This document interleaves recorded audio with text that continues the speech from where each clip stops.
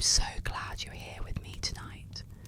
Imagine we're sitting together by the fireplace, the flames glowing gently, the world outside quiet under the winter night. This is our little moment of peace, a chance to slow down, breathe, and simply be. In just a moment, I'll begin a Christmas story, a gentle tale from London in the 1960s. But before we drift into it, let's just sit here for a while, listening to the crackle of the fire, feeling the warmth, and letting our thoughts soften. If your eyes grow heavy, that's perfectly fine. You can let them close whenever you're ready, and when the story begins, just let it carry you like a soft winter dream. Act 1. The Winter Fog. The fog hung low over London that Christmas Eve, curling around the street lamps like smoke from an old chimney. Each lamppost cast a soft golden halo, and the cobblestones glimmered with frost, as though the city had been dusted with sugar. The chill was sharp, but it carried a certain comfort, an invitation to slow down, to notice the small, quiet wonders of winter. Eleanor wrapped her scarf a little tighter and adjusted the collar of her coat as she stepped out from the record shop. Soho was alive with the muted hum of the city. Horse-drawn carriages had long been replaced by rattling buses, but the rhythm of London seemed unchanged, almost eternal. The smell of roasting chestnuts from the corner store mingled with the faint aroma of coal smoke, drifting lazily through the narrow alleys. Inside the shop, the record still played softly, a mix of Bing Crosby and Dusty Springfield, their voices crackling slightly on worn vinyl. Eleanor lingered just long enough to straighten a stack of holiday albums, brushing a strand of hair from her face. The warm light behind the window pane made the frosted glass glimmer, reflecting the snowflakes beginning to fall outside. As she turned the key and stepped onto the street, the first snowflakes touched her cheeks. They melted almost instantly, leaving cold kisses that tingled like tiny sparks. The street was quiet, more so than usual. Even the taxis moved slowly, their headlights haloed by the fog. It felt, for a moment, as if the city itself were holding its breath, waiting for something magical to happen. And then, in the distance, she saw him, the lamplighter. He was old, older than any living memory could account for, with a coat too heavy for the mild winter and gloves patched in several places. A faded cap shadowed his eyes, and yet there was a warmth in the set of his shoulders, a quiet dignity that made Eleanor pause. With his long pole, he reached up to the lamps, lighting each one with deliberate care, as if he were awakening the night itself. She approached him cautiously, her boots crunching softly on the frost, and the lamplighter turned his head, meeting her gaze. "Good evening, miss," he said, voice low and rough, but gentle, like gravel warmed by the hearth. "Quite the night for a wander, isn't it?" Eleanor nodded, feeling suddenly shy. "Yes, it's beautiful." "Ah, beauty is everywhere," he said, leaning on his pole. "But most people forget to see it. They rush past, heads down, chasing the clock. But you're noticing the snow. That's rare." She smiled faintly, unsure why she felt compelled to stay. I suppose I'm not in a hurry tonight." "Good," he said, a soft grin tugging at the corners of his mouth. "Because Christmas has a way of whispering, if you'll only listen." He gestured toward the fog-laden street. The lights, the snow, the music drifting from the shops. It's all a language, and every heart can understand it, if it takes the time. Eleanor looked down at the ground, feeling her pulse slow. She had come out of the shop alone, as she had for several years now, carrying the familiar ache of loss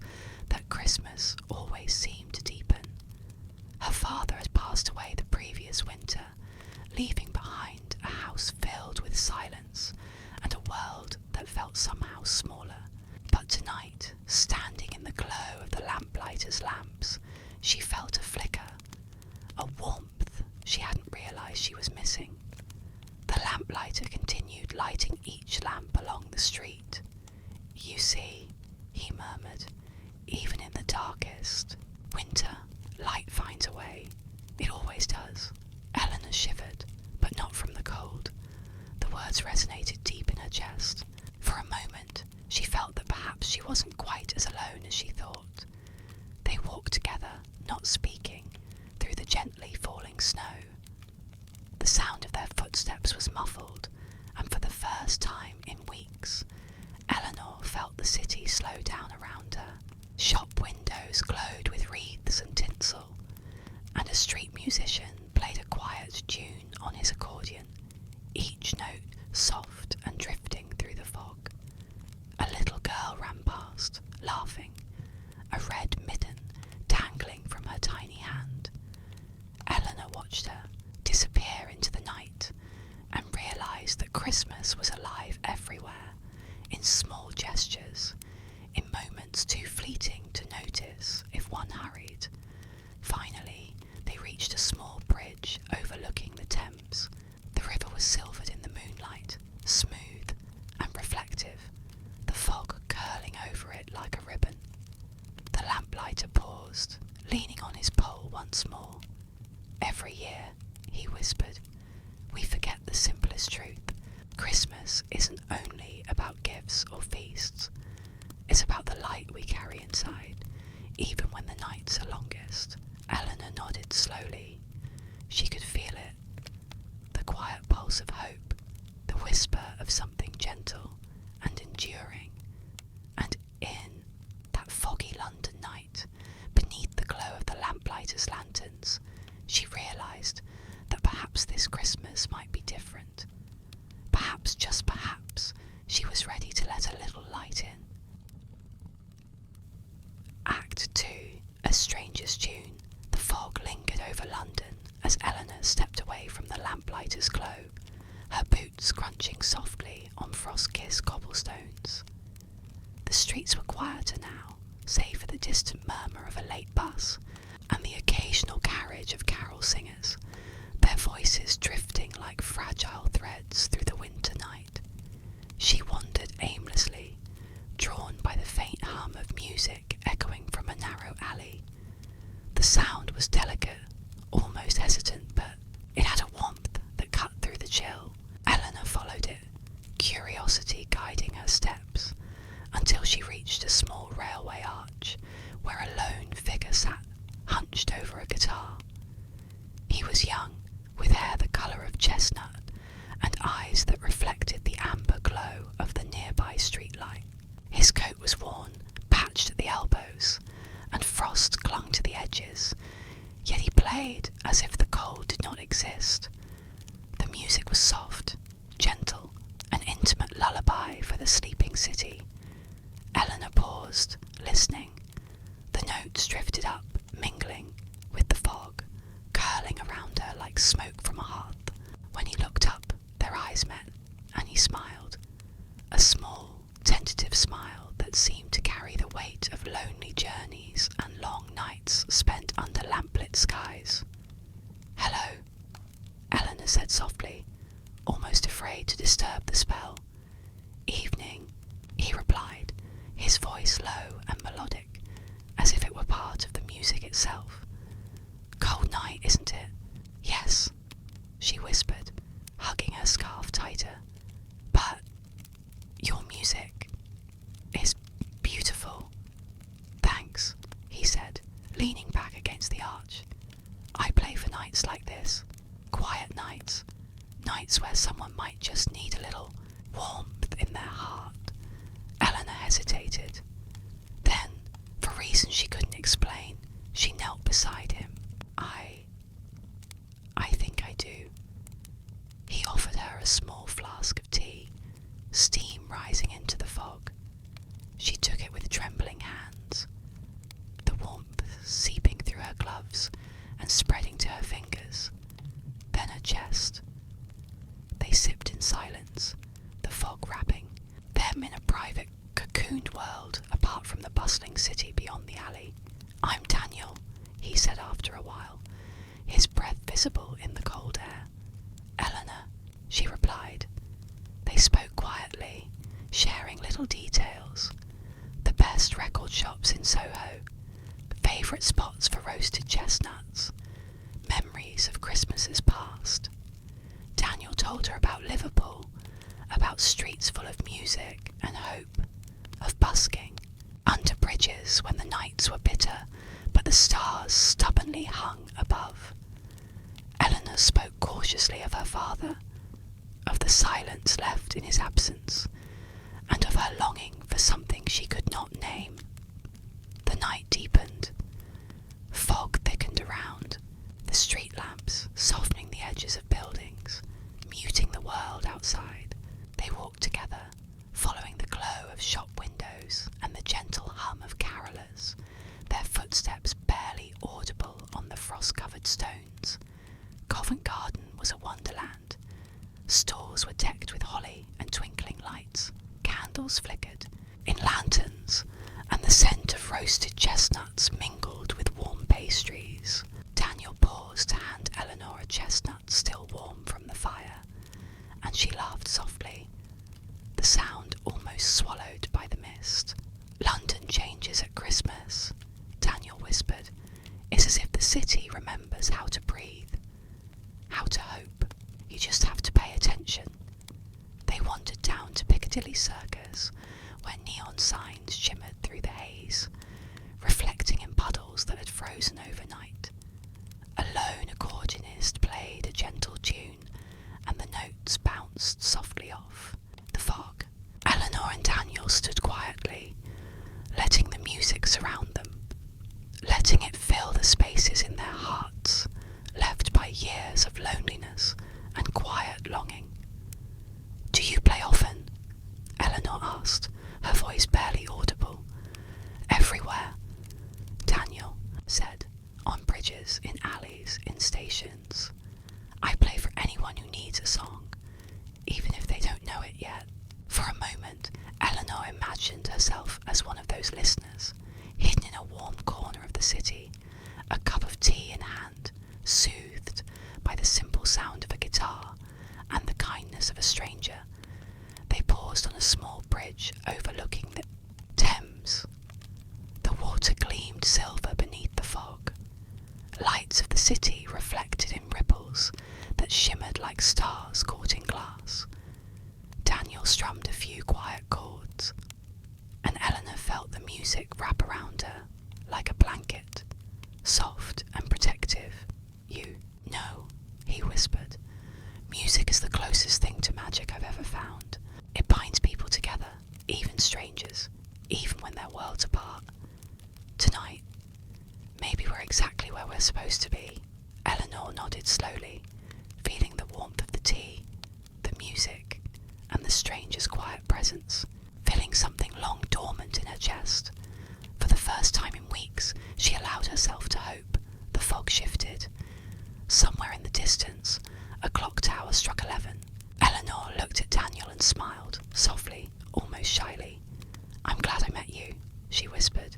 "So am I," he said, the guitar still resting lightly against his knees. "So am I." And for a while, they stood together on the bridge, letting London breathe around them, letting the quiet magic of the city at Christmas seep into their hearts. Act Thirst. The lost letter. The fog seemed thicker that night, curling through the streets and winding between lampposts like a silver thread. Eleanor returned to her small flat above the record shop, the warmth of the city fading behind her, leaving only the quiet hum of the Christmas lights outside her window. She placed her coat on the rack and lingered for a moment, listening to the muffled carols drifting from below. On a whim, she opened one of the old wooden drawers her father had left in the shop. Dust rose gently, motes shimmering in the glow of the single lamp. Among stacks of letters, receipts and notes, something caught her eye. An envelope, yellowed with age, neatly sealed, father's handwriting across the front. Her hands trembled as she opened it. Inside was a letter, carefully folded, as if he had planned for her to find it one day. The words were delicate, precise, and imbued with a quiet longing. "Dearest Eleanor," it began, "if you are reading this, it means I am no longer here to say it myself. But know that I always hoped you would find beauty in the small things. The glow of a lamp in the fog, the music of the streets, the warmth of a stranger's kindness. Christmas is not merely a day. It is the heart we carry through the long winter nights. I once dreamed of writing, of capturing the magic of London in words, yet life has a way of delaying our dreams. Still, the city never loses its whispering lights, and neither should we." Eleanor's breath caught, and she leaned back against the chair, clutching the paper. She felt a pang of both sorrow and comfort, as if her father had reached across time. To guide her gently, she read on. "Find someone who shares your heart for quiet wonders. Let the music guide you. Let the streets sing for you, and do not fear loneliness. For in the night, when lights are low, the smallest flickers of hope shine brightest." Tears blurred her vision, but she could not stop reading. Her father's words seemed to merge with the distant hum of Daniel's guitar, echoing in the corridors of memory and hope. For the first time in weeks, she felt a warmth that was not entirely her own, something that had been waiting patiently to find her. Without thinking, she grabbed her coat and stepped into the foggy streets once more, the letter held close to her chest. She didn't know exactly where she was going, only that she needed to share this discovery, this gift of hope. The city felt different now. The fog was not just mist, but a soft veil, blurring the harsh edges of loneliness. Eleanor found herself walking toward the small railway arch where she had first met Daniel. His soft strumming greeted her before she even saw him, notes floating like gentle snowflakes through the air. "Daniel," she whispered, her voice barely carrying over the faint hum of the night. He looked up, eyes reflecting the warm lamplight. "Eleanor, you're back." She held out the letter, trembling. I found something from my father. I think he wanted me to hear it tonight." Daniel took it carefully, reading the words with a reverence that made Eleanor's chest ache. When he looked up, his gaze met hers, and there was understanding there, an acknowledgement of loss, of hope, and of the fragile beauty of human connection. "They knew you would find it," he murmured. "They knew you would need this, tonight, of all nights." They sat together on a nearby bench, Daniel's guitar resting across his knees. Eleanor read the letter aloud softly, letting the words float over the frozen city, through the fog and over the cobblestones, blending with the sound of carolers in the distance. Each sentence carried warmth, each phrase a gentle embrace. By the time she finished, a quiet peace had settled between them. Eleanor felt as if a bridge had formed, not of stone or iron, but of memory and music, connecting the past, the present, and the possibility of tomorrow. Daniel strummed a few soft chords, the sound merging with her father's words. For a moment, the city seemed to pause, holding its breath. The lamplighters' glow, the snowflakes, the distant church bells, all of it felt as if it existed only for them. A small sanctuary in a bustling city that rarely paused for magic. "You're not alone tonight," Daniel whispered, his voice barely audible above the fog. "And neither will you be tomorrow, or the day after. Not if you let this. If you let life in." Eleanor nodded, clutching the letter to her chest. She had carried so much silence, so many years of quiet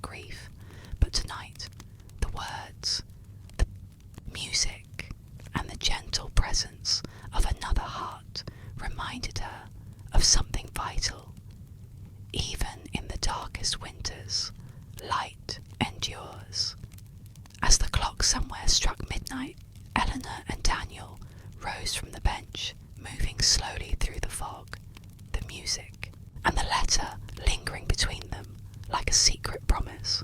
The streets seemed warmer now, filled with the soft glow of countless lamps and the hush of snow falling gently onto the pavement. For the first time in a long while, Eleanor felt ready to step into the rest of Christmas, whatever it might bring. She felt ready to let the city, the music, and even the quiet strangers who crossed her path carry her toward hope, warmth, and perhaps love. Act 4. Midnight bells. The night had grown quieter still. London lay beneath a thick blanket of fog and snow. The city's usual clamour softened into a gentle hush. Eleanor and Daniel walked side by side, the letter clutched to her chest, the guitar resting lightly against his shoulder. The glow of shop windows reflected in icy puddles, casting pools of warmth across the empty streets. They arrived at Westminster Bridge, where the Thames shimmered silver under the glow of lamplight. Fog drifted lazily across the water, curling and curling, as if breathing with the city itself. Eleanor paused, resting a hand on the cold iron railing, listening to the distant echo of bells from Big Ben. The notes carried across the river, low and resonant, each chime a heartbeat of the city. "Do you hear them?" Daniel whispered. "Every bell tells a story. Every night has its own music if you listen closely." Eleanor nodded, her breath fogging in the cold air. The letter from her father pressed against her chest like a secret warmth. Tonight, she understood something she hadn't before. Christmas was not about grandeur, nor the glittering lights alone. It was about quiet moments, small gestures, the shared music of hearts that refused to stay cold. Daniel lifted his guitar and strummed a few gentle chords, soft enough to blend with the bells. The music drifted across the bridge, across the frozen streets, reaching ears that might never hear it, but that felt it nonetheless. Eleanor felt the sound wrap around her like a blanket, carrying memories, hope, and something fragile yet unyielding. "You've changed tonight," Daniel said softly, looking at her through the haze of fog and lamplight. "There's a light in you now, I think. Maybe we both needed this." Eleanor smiled faintly, a smile that felt like sunlight slipping through a winter cloud. "I think you're right," she whispered. I'm not so afraid anymore." The sea bells tolled 12 times, marking the arrival of Christmas Day. Eleanor closed her eyes, letting each strike resonate deep in her chest. Somewhere in the distance, a choir of carolers began, their harmonies fragile and bright, threading through the fog. The city, in all its sprawling, bustling glory, seemed to pause and breathe with her, as if acknowledging the quiet triumph of hope over solitude. She opened her eyes to see Daniel watching her, the faintest smile on his lips. Without a word, they began walking again, slowly, letting the night guide them through empty streets and quiet corners. The warmth of the letter, the music, and the shared presence between them was enough to light the darkness.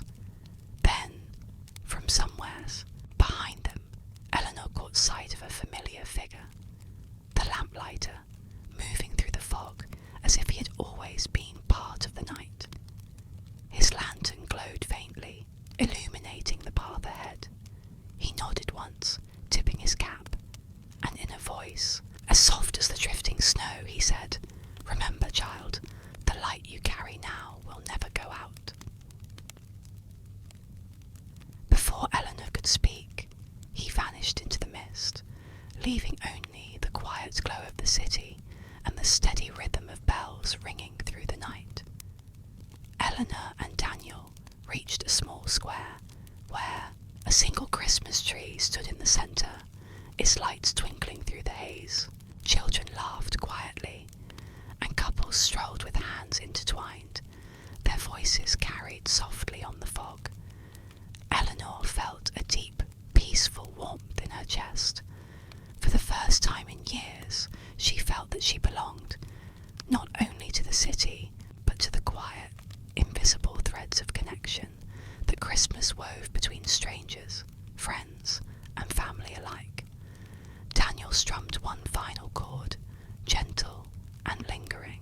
Eleanor took a deep breath, looking up at the tree, at the soft lights reflected in the frost, at the city that had seemed so lonely only hours before.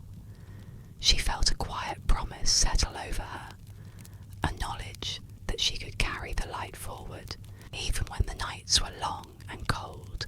"Thank you," she whispered, almost to herself, almost to her father, almost to the city itself. Daniel took her hand, and they walked together through the snow-dusted streets. The fog began to lift slightly, revealing rooftops glistening in moonlight, chimneys spilling tiny threads of smoke into the night, and lamplights casting long, comforting shadows.